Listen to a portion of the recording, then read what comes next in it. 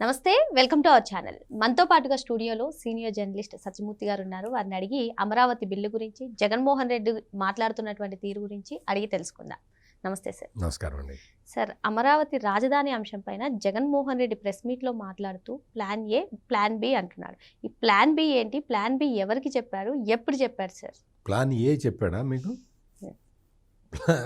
అతనికి ప్లానే లేదు. జగన్మోహన్ రెడ్డికి ప్లాన్ ఏ ఉన్నదా? ప్లాన్ ఏనే లేని వ్యక్తి ప్లాన్ బి అంటాడేంటి? ఇప్పుడు నువ్వు ప్లాన్ ఏ ఏంటి? నువ్వు చెప్పిన ప్లాన్ ఏ ఏంటి?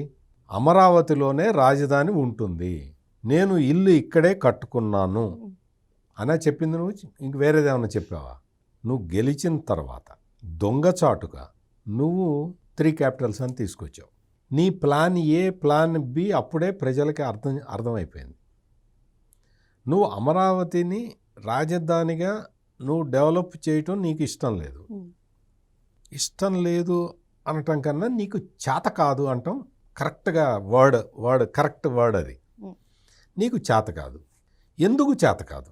ఎందుకు చేత కాదు అంటే, నువ్వు పల్నాడు జిల్లాలో సరస్వతి పవర్ అనే ఒక ప్రాజెక్టు కోసం 100 ఎకరాల భూములు తీసుకొని 20 ఏళ్ళు 30 ఏళ్ళు అయింది, ఇప్పటివరకు నువ్వు నువ్వు స్టార్టే చేయలే.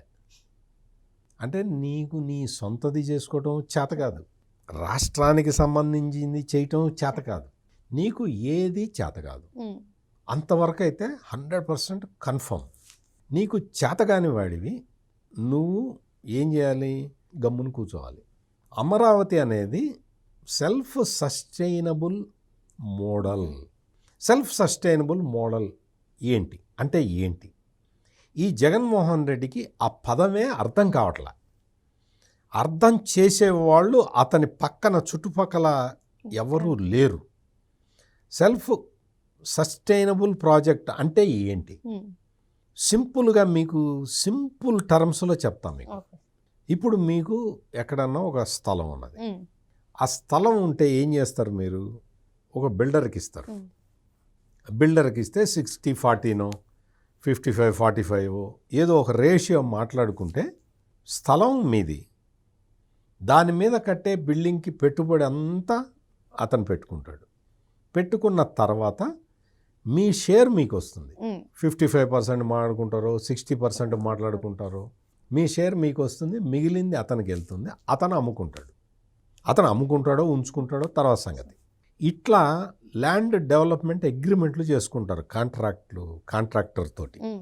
ఇది సహజంగా మనం ఇల్లు కట్టుకునేటప్పుడు లేదు, మనకున్న స్థలాన్ని అపార్ట్మెంట్లు డెవలప్ చేయడానికి ఇచ్చే విధానం ఇది. ఈ విధానము నీకు ఒక రాజధానిని ఇట్ట కడతాను అంటే ఊరుకోరు కదా, కుదరదు కదా. అది కుదిరే పని కూడా కాదు. ఎందుకంటే ఆ ల్యాండ్ అంతా గవర్నమెంట్ ల్యాండ్ కాదు. గవర్నమెంట్ ల్యాండ్ కాకపోతే నువ్వు డెవలప్మెంట్కి ఇస్తాను, సగం వాడికి అమ్ముతాను అంటే గవర్నమెంట్లో కుదరదు. అందుకని ఏం చేశారు అంటే ఈ మొత్తం ల్యాండ్ పూలింగ్లో ఈ భూ సమీకరణ అంతా చేసిన తర్వాత, భూ సమీకరణ రాజధాని ప్రాంతంలో చాలా సంస్థలు వ్యవస్థలు రావాలి, వచ్చేలాగా ప్రొవిజన్ పెట్టుకున్నారు. జగన్మోహన్ రెడ్డికి అర్థం కానిది ఏంటి అంటే, రాజధాని అంటే ఒక్క సెక్రటేరియట్ అనే అనుకుంటున్నాడు. చంద్రబాబు నాయుడు చెప్తున్నది ఏంటి అంటే, రాజధాని అంటే కేవలం సెక్రటేరియట్ మాత్రమే కాదు అని చెప్పి ఆయన అందరికీ అర్థమయ్యేలాగా చెప్తూ ఉన్నాడు. అందరికీ అర్థమైంది, ఒక జగన్మోహన్ రెడ్డికి తప్ప. రాజధాని అంటే ఇది ఒక గ్రోత్ ఇంజన్ లాగా ఉండాలి, రాష్ట్రానికి గ్రోత్ ఇంజన్ లాగా ఉండాలి.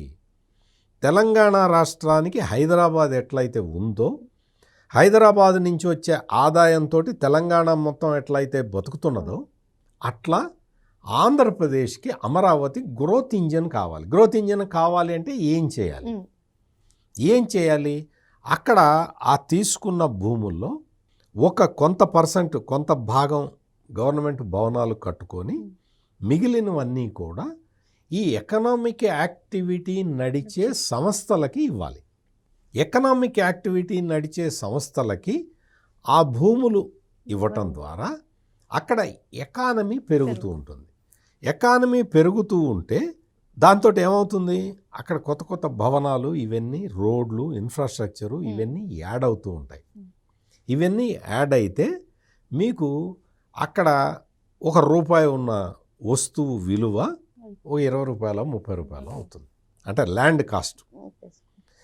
ఇందులో మీకు మీరు ఇచ్చిన భూమిలో కొంత షేర్ మీకు ఇస్తారు, ల్యాండ్ షేర్ మీకు ఇస్తారు. ఆ ల్యాండ్ షేరు కమర్షియల్ ఉంటుంది, నువ్వు కమర్షియల్ ఇస్తే కమర్షియల్ ఉంటుంది, రెసిడెన్షియల్ ఉంటుంది, రకరకాలు ఉంటాయి. మీరు ఈ మొత్తం డెవలప్ అయిన తర్వాత మీ ఆస్తి విలువ, అంటే మీకు ఎకరం ఉందనుకోండి, ఆ ఎకరం ఒక 5 లక్షలు 10 లక్షలు అనుకోండి, మీకు ఇచ్చిన మీ షేర్, ల్యాండ్ షేరు అదే ఒక 2 కోట్లు 3 కోట్లు అవుతుంది. ఎంత ఎప్రిషియేషన్ అవుతుంది? మీకు ఇంత ఎప్రిషియేషన్ అయింది అంటే మీరు ఇచ్చిన ల్యాండ్ అదెంత ఎప్రిషియేషన్ అవుతుంది? అక్కడికి వచ్చే సంస్థలన్నీ కూడా కమర్షియల్ యాక్టివిటీ చేయటం ద్వారా రాష్ట్రానికి ఎంత ఆదాయం వస్తుంది? ఇవన్నీ కూడా ఎకనామిక్స్ చదువుకున్న వ్యక్తికి అర్థమవుతాయి. సార్, మీరు అన్నట్టుగా ఈ ఎకనామికల్ పరంగా ఎటువంటి ఆలోచన ఉందో లేదో, కానీ ఎప్పుడు చూసినా ఇంత బిల్డింగ్లు ఎందుకు, ఇన్ని బిల్డింగ్లు ఎందుకు, ఈవెన్ సెక్రటేరియట్కి కూడా అంత ఖర్చు చేయడం ఎందుకు అంటారు. ఏంటి సార్, మరి ఎలా అర్థం చేసుకోవాలి జగన్మోహన్ రెడ్డిని? జగన్మోహన్ రెడ్డి బెంగళూరులో యలహంకలో ప్యాలెస్ కట్టాడు. ఎంతమంది ఉంటారు అక్కడ? అందులో జగన్మోహన్ రెడ్డి, ఆయన భార్య, ఇద్దరే కదా. ఎన్ని స్విమ్మింగ్ పూల్స్ ఉన్నాయో తెలుసా? ఎందుకు కట్టావు? ఒకసారి రాహుల్ గాంధీ వచ్చాడు, రాజశేఖర రెడ్డి ముఖ్యమంత్రిగా ఉన్నప్పుడు. హెలిప్యాడ్ ఉంది లోపల యలహంక ప్యాలెస్లో. అది చూసి రాహుల్ గాంధీ ఆశ్చర్యపోయాడు. ఇదేంటి ఇంట్లో హెలిప్యాడ్ ఏంటి?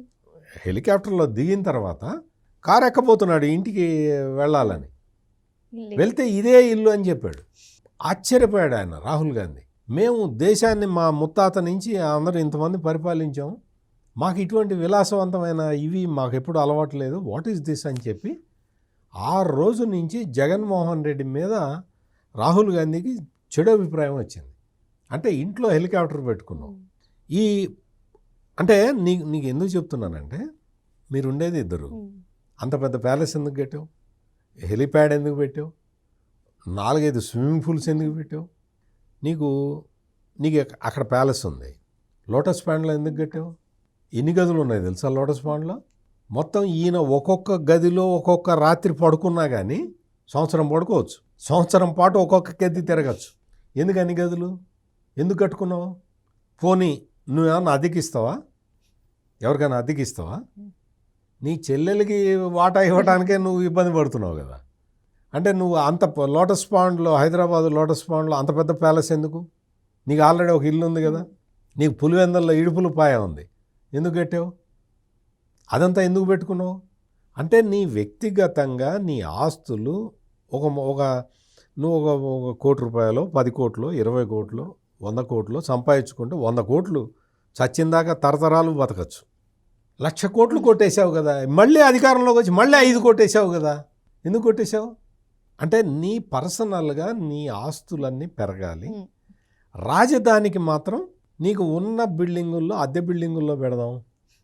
లేదు ఆల్రెడీ విశాఖపట్నంలో, ఓకే విశాఖపట్నం విషయానికి వస్తే నీకు ఆల్రెడీ అక్కడ గెస్ట్ హౌస్ ఉన్నాయి, చాలా గెస్ట్ హౌసులు ఉన్నాయి, నువ్వు ఆ గెస్ట్ హౌసుల్లో ఉండొచ్చు కదా. ఋషికొండని కొట్టేసి నువ్వు బిల్డింగ్ ఎందుకు కట్టావు? ప్లాన్ బి అదే. ఈ జగన్మోహన్ రెడ్డికి సొంత ఆస్తుల మీద పెంచుకుంటాం, వాటి మీద ఒక పెద్ద ఐడియా ఉంది, కానీ రాష్ట్ర ప్రభుత్వ సంపద సృష్టించటం, రాష్ట్ర ప్రభుత్వానికి ఆస్తులు క్రియేట్ చేయటం అనేది ఈ జగన్మోహన్ రెడ్డికి చేత కాదు, తెలీదు, తెలిసిన చేత కాదు అతనికి.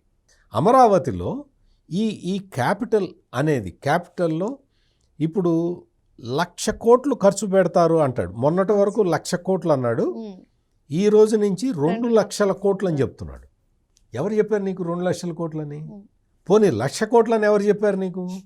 ఎవరు చెప్పారు? 1,00,000 కోట్లు ఎవరు పెడుతున్నారు, ఎక్కడ పెడుతున్నారు? నిన్నగాక మొన్న మున్సిపల్ వ్యవహారాల శాఖ మంత్రి నారాయణ స్పెసిఫిక్గా చెప్పాడు, మేము రాష్ట్ర ప్రజలు పన్నుల రూపంలో కట్టిన ఆ సొమ్ముని రాజధాని నిర్మాణానికి మేము వాడటం లేదు అని క్లియర్ కట్గా చెప్పాడు. అర్థం కాలేదా? తెలుగులోనే చెప్పాడు ఆయన. ఓకే, నువ్వు 2 లక్షల కోట్లు అమరావతిలో చంద్రబాబు నాయుడు ధారపోస్తున్నాడు, వేస్ట్ చేస్తున్నాడని చెప్తున్నాడు కదా ఈ జగన్మోహన్ రెడ్డి. స్టేట్ బడ్జెట్ పుస్తకాలు తీసుకో, అందులో అమరావతికి ఎంత కేటాయించారు ఒక్కసారి చూడు. ఎందుకే పొద్దున్న లేచిన దగ్గర నుంచి అబద్ధాలు చెప్పుకుంటూ కూర్చుంటావు? 1,00,000 కోట్లని, నిన్నటిదాకా 1,00,000 కోట్లని, ఇప్పుడు 2 లక్షల కోట్లు అన్నావు. 2 లక్షల కోట్లు పెడుతున్నారు అనుకుందాం. పోనీ నిన్నటిదాకా నువ్వు చెప్పినట్టు 1,00,000 కోట్లు పెడుతున్నారు అనుకుందాం. 1,00,000 కోట్లలో నువ్వు కనీసం సంవత్సరానికి ఎంత పెట్టాలి? నీకు 1,00,000 కోట్లు అంటే నీకు కనీసం 20-30 కోట్లు పెట్టాలి. బడ్జెట్లో పెట్టి చూపించు నాకు. బడ్జెట్లో ఉన్నాయేమో చూపించు. బడ్జెట్లో అంత ఖర్చు పెడుతున్నారా చూపించు. అసలు బడ్జెట్లో ప్రొవిజన్ పెట్టారా చూపించు. బడ్జెట్లో ప్రొవిజన్ లేకుండా డబ్బులు ఎక్కడి నుంచి వస్తాయి? ఎట్లా ఖర్చు పెడతాడు చంద్రబాబు నాయుడు? 2 లక్షల కోట్లు 2 లక్షల కోట్లు 2 లక్షల కోట్లు అన్నీ తీసుకొచ్చి ఇక్కడ పోస్తున్నారు అని చెప్తావు. శుద్ధ అబద్ధం, శుద్ధ అబద్ధం. నీకు అసలు బడ్జెట్ గురించి నాలెడ్జ్ లేదు, నీకు ఆలోచన లేదు. కేంద్ర ప్రభుత్వం డబ్బులు ఇచ్చింది. ఎట్లా ఇచ్చింది? కేంద్ర ప్రభుత్వం దగ్గర కూడా డబ్బులు లేవు. కానీ ఆంధ్రప్రదేశ్కి రాజధాని నిర్మించడం అనేది నా బాధ్యత అని నరేంద్ర మోడీ ఫీల్ అయ్యాడు కాబట్టి నీకు డబ్బులు ఇచ్చాడు. ఆ డబ్బులు వాళ్ళు ఎక్స్టర్నల్ బారోయింగ్స్ ద్వారా తెచ్చుకున్నారు. ఆ లోన్ మనం కట్టాల్సిన అవసరం లేదు. వచ్చిన తర్వాత ప్రాజెక్ట్ వైజ్గా ఇదిగో ఇక్కడ మేము ఇది డెవలప్ చేస్తాము, ఈ జోన్లో ఇవి వస్తాయి, ఇవి వస్తే రాష్ట్ర ప్రభుత్వానికి ఇంత ఆదాయం వస్తుంది అని ఆ ప్రొజెక్షన్స్ చూపిస్తే ఏషియన్ డెవలప్మెంట్ బ్యాంకు వాళ్ళు కొన్ని ఫైనాన్షియల్ ఇన్స్టిట్యూషన్స్ వాళ్ళు ఫైనాన్స్ చేస్తున్నారు. ఇది వచ్చిన తర్వాత అందులో వచ్చిన ఆదాయంతో దాన్ని కడతారు. రాష్ట్ర ప్రజల మీద బర్డెన్ పడదు. రాష్ట్ర బడ్జెట్కి సంబంధం లేకుండా బర్డెన్ ఎట్ట పడుతుంది ప్రజల మీద? ఈ మాత్రం వివేచన జ్ఞానం లేకుండా నువ్వు 5 సంవత్సరాల పాటు నువ్వు ముఖ్యమంత్రిగా చేశావంటే ఇంక నిన్నేమనుకోవాలి? 50,000 ఎకరాలు అన్నాడు. సేకరించింది ఎంత? 34,000 ఎకరాలు సేకరించి ఇప్పటికి 7 ఏళ్ళు అయింది. ఇప్పుడు రెండో విడతలో సేకరించేదంతా 16,000 ఎకరాలు. నువ్వేం చెబుతావు? ముందు 50,000 ఎకరాలు, ఇప్పుడు ఒక 50,000 ఎకరాలు అని చెప్తున్నావు. పచ్చి అబద్ధాలతోటి రాజకీయాలు చెయ్యలేవు జగన్మోహన్ రెడ్డి. నీకు అసలు సెల్ఫ్ సస్టైనబుల్ క్యాపిటల్ అనే కాన్సెప్టే నీకు అర్థం కాలేదు. నువ్వు మరి ఏం చదువుకున్నావో నాకైతే తెలీదు. నువ్వు Begumpet public school, Hyderabad Begumpet public school student అయితే బేగంపేట పబ్లిక్ స్కూల్ స్టూడెంట్లకి అవగాహన చాలా ఎక్కువ ఉంటుంది. వాళ్ళు చాలా ఉన్నత స్థాయిలో ఉన్నారు నాకు తెలిసి చాలామంది. ఇప్పుడు వరల్డ్ బ్యాంక్ చైర్మన్ కూడా హైదరాబాద్ బేగంపేట పబ్లిక్ స్కూల్లో చదివిన మనిషి. అంటే ఆ స్థాయిలో ఉండాల్సిన నువ్వు అసలు నీకు సెల్ఫ్ సస్టైనబుల్ క్యాపిటల్ అంటేనే తెలీదు, ఎకనామిక్స్ తెలియవు, ఎకనామిక్స్లో కూడా బేసిక్స్ తెలియవు. క్యాపిటల్ని నువ్వు కట్టుకోవాలి, అందులో ఎట్లా కట్టాలి, ఎంత నువ్వు 34,000 ఎకరాలు సెక్రటేరియటే ఉంటుందా? 34,000 ఎకరాలు సేకరించాడు చంద్రబాబు నాయుడు. రైతులందరూ భూమి సమీకరించి ఇచ్చారు. 34,000 ఎకరాలలో సెక్రటేరియట్ ఉందా? ఎందుకు మాట్లాడతావు? ఎట్లా మాట్లాడతావు? నీకు ఎవడు చెప్తాడు? ఆడెవడో చెప్పేవాడికి ఏదన్నా జ్ఞానం లేకపోతే నీకుండాలి కదా. నీకు అది లేదు, ఇది లేదు. నీకు ప్లాన్ బి అంటావు. ఎవడికి చెప్పావు ప్లాన్ బి? అసలు ప్లాన్ ఏ ఎవడికి చెప్పావు? ప్లాన్ ఏ నువ్వు చెప్పిందేంటి? నేను ఇక్కడే ఇల్లు కట్టుకున్నా, నేను ఇక్కడే అమరావతి రాజధానిగా ఉంటుంది అని చెప్పి అధికారంలోకి వచ్చి నీ మనసులో అనుకున్న ప్లాన్ బి ఏంటి? 3 రాజధానులు. ప్రపంచంలో ఎక్కడన్నా 3 రాజధానులు ఉన్నాయా అని చెప్పి ఈరోజు నా పార్లమెంటులో పెమ్మసాని చంద్రశేఖర్ అడిగాడు. సమాధానం చెప్పాలి కదా. ప్రపంచంలో ఇదిగో మొత్తం 150 దేశాల్లో 3 రాజధానులు ఉన్నాయి అని నువ్వు నీ పెద్దిరెడ్డి మిథున్ రెడ్డితోటి ఎందుకు చెప్పించలా? ఎక్కడెక్కడ ఉన్నాయో చెప్పించాల్సింది. అందుకని నువ్వు ప్లాన్ ఏ, ప్లాన్ బీలు, ప్లాన్ సీలు, ప్లాన్ డీలు ఇవి ఏవి వర్కౌట్ కావు జగన్మోహన్ రెడ్డి. నీ ప్లాన్లు ఏవి వర్కౌట్ కావు. ఎందుకు అంటే నీకు అసలు కాన్సెప్టే లేదు, నీకు ఒక విజన్ లేదు. నీకు ఉన్నదల్లా స్వార్థము. 1 స్వార్థము, 2 ఆ స్వార్థం నుంచి వచ్చిన బై ప్రోడక్ట్. స్వార్థం నుంచి బై ప్రోడక్ట్ ఏమొస్తుంది? ఈగో వస్తుంది. నీకున్నది ఈ 2. స్వార్థం నుంచి వచ్చిన బై ప్రోడక్ట్ ఈగో. ఈ రెండు ఈగోతోటి నువ్వు బతుకుతున్నావు, ఈగోతోటి నువ్వు అన్ని పచ్చి అబద్ధాలు చెప్తూ ఉన్నావు. నీ ప్లాన్ బి, నీ ప్లాన్ ఏ, నీ ఏ ప్లాను నీకు వర్కౌట్ కాదు. నీకు లేదు అసలు. నీకు ప్లాన్ ఏ ప్లాన్ బి అనేది నీకు లేదు. నువ్వు ఏదో చెబుతావు, మచిలీపట్నం నుంచిట విజయవాడకి రోడ్డు వేయాలట, విజయవాడ నుంచి గుంటూరుకు రోడ్డు వేయాలట, మొత్తం ఇవన్నీ కలపాలట. కలుపు. నువ్వు ఎందుకు కలపలా? నువ్వు కలిపేదేంటి? అక్కడ ఆల్రెడీ రోడ్డు ఉంది కదా, నువ్వు కలిపేదేంటి? పోనీ నువ్వు 5 ఏళ్ళు ఉన్నావు కదా, నువ్వు ఎందుకు కలపలా? ఇది చెప్తాడా? ఇది ప్లాన్ బి అంటాడా? మరి ఈ ప్లాన్ బి ఉంటే వైజాగ్ని క్యాపిటల్ ఎందుకు చేసావు? నువ్వు వైజాగ్ క్యాపిటల్ ఎందుకు అన్నావు? వైజాగ్లో ఋషికొండ ప్యాలెస్ ఎందుకు కట్టించావు? వైజాగ్లో మిలీనియం టవర్స్ని ఎందుకు ఖాళీ చేయించావు? సాఫ్ట్వేర్ కంపెనీలు ఉండే మిలీనియం టవర్స్ని ఖాళీ చేయించి ఎందుకు ఖాళీ చేయించావు? అంటే ఈ జగన్మోహన్ రెడ్డికి చెప్పే దాంట్లో క్వశ్చన్ లేదు. ఏదైనా ఆర్గ్యుమెంట్ చెప్పేటప్పుడు నేను ఇంతసేపటి నుంచి మాట్లాడుతూ ఉన్నా, నా ఆర్గ్యుమెంట్లో నేను చెప్తున్న దాంట్లో మీరు లాజిక్ మిస్ అయ్యారండి అని మీరు ఒక్క మాట చెప్పండి నాకు. ఈ లాజిక్ ప్రకారం మీరు చెప్పింది తప్పు అని చెప్పండి. నేను లాజిక్ ప్రకారం మాట్లాడుతున్నా. నువ్వు మచిలీపట్నం, విజయవాడ, గుంటూరు కలుపుతానంటే కలపాల్సింది. నువ్వు కలిపేది ఏంటి? ఆ 3 ఉన్నాయి, ఎప్పుడో ఉన్నాయి, అవి ఎప్పుడూ ఉంటాయి. మచిలీపట్నాన్ని హైదరాబాద్కి లింక్ చేసి రేవంత్ రెడ్డి అంటే చంద్రబాబు నాయుడు చెప్పిన కాన్సెప్ట్ని తెలంగాణ ముఖ్యమంత్రి రేవంత్ రెడ్డి ఇప్పుడు పాటిస్తున్నాడు. హైదరాబాద్ నుంచి మచిలీపట్నానికి గ్రీన్ ఫీల్డ్ హైవే వస్తున్నది. ఎందుకు వస్తున్నది అంటే తెలంగాణకి పోర్టు లేదు కాబట్టి మచిలీపట్నాన్ని తెలంగాణ నుంచి డ్రై పోర్టు కాన్సెప్ట్లో తీసుకొచ్చి ఇస్తున్నారు. అంటే ఏంటి? కార్గో తెలంగాణలో దాన్ని లోడ్ చేస్తే ఆ కార్గో నేరుగా వచ్చి మచిలీపట్నం నుంచి ఎగుమతి అయిపోతుంది. అది డ్రై పోర్ట్ కాన్సెప్ట్. తెలుసా జగన్మోహన్ రెడ్డి నీకు? అది చేస్తున్నారు. గ్రీన్ ఫీల్డ్ హైవే మొత్తం అంతా ఆ ప్లాన్ అది.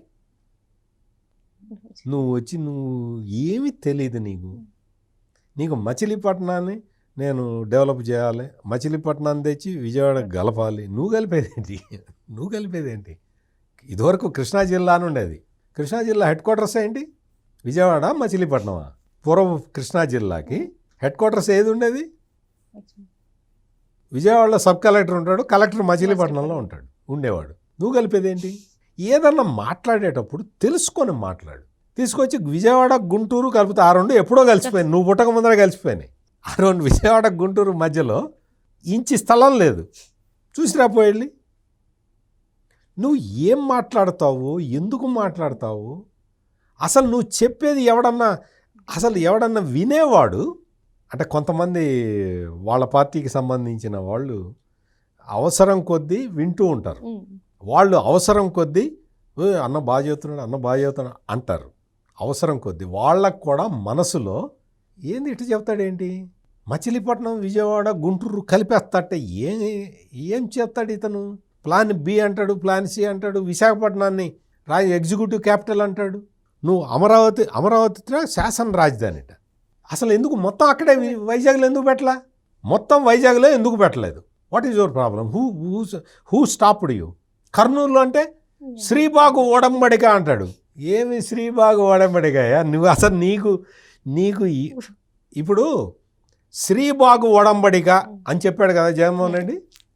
కర్నూలుకి హైకోర్టు తరలిస్తావా అని సుప్రీంకోర్టు అడిగితే జగన్మోహన్ రెడ్డి ఏం చెప్పాడు తెలుసా? లేదు సార్, నేను తరలించను సార్, నేను హైకోర్టుని నాకు తరలించే ఆలోచన లేదు సార్, నేను కర్నూలుకి తరలించను సార్ అని చెప్పి సుప్రీంకోర్టులో ఈ జగన్మోహన్ రెడ్డి అఫిడవిట్ ఫైల్ చేశాడు. నువ్వు చెప్తున్నది ఏంటి జగన్మోహన్ రెడ్డి? పచ్చి అబద్ధం. నువ్వు అధికారంలో ఉన్నప్పుడు సుప్రీంకోర్టుకి ఇచ్చిన అఫిడవిట్లో ఏం చెప్పావు? నాకు ఆ ఉద్దేశం లేదు అని చెప్పావా లేదా? మామూలుగా మా చిన్నప్పుడు ఏదన్నా అబద్ధం చెబితే తల్లితోడే ఒట్టేయి అంటాం. ఇతను అది కూడా అనలేము, తల్లితోడే అనలేము. పరిస్థితి అర్థం చేసుకోండి. అంటే నువ్వు కర్నూలులో నువ్వు న్యాయ రాజధాని అని చెప్పిన నువ్వు ఇప్పుడు చెప్పావు కదా, నువ్వు అధికారంలో ఉన్నప్పుడు ఇదే వచ్చినప్పుడు, ఈ సబ్జెక్ట్ వచ్చినప్పుడు, అవును నేను హైకోర్టుని కర్నూలుకి మారుస్తాను అని నువ్వు ఎందుకు చెప్పలే జగన్మోహన్ రెడ్డి? సుప్రీంకోర్టు ముందర నువ్వు ఫైల్ చేసిన అఫిడవిట్ ఏంటి? ఇప్పుడు వచ్చి ఏం చెప్తున్నావు? ఏమన్నా క్రెడిబిలిటీ ఉందా నీకు? నువ్వు చెప్పేదానికి ఏదన్నా ఒక లాజిక్ ఏమన్నా ఉందా? అర్థం పర్థం ఉందా? కళ్ళబొల్లి కబుర్లు చెప్పుకుంటూ తిరిగినంతకాలం ఈ జగన్మోహన్ రెడ్డికి క్రెడిబిలిటీ రాదు. ఇంతకు ముందు లేదు, ఇక ముందు రాదు. ఓకే సార్, మరో అంశంతో మళ్ళీ కలుద్దాం. Thank you sir. నమస్కారం అండి.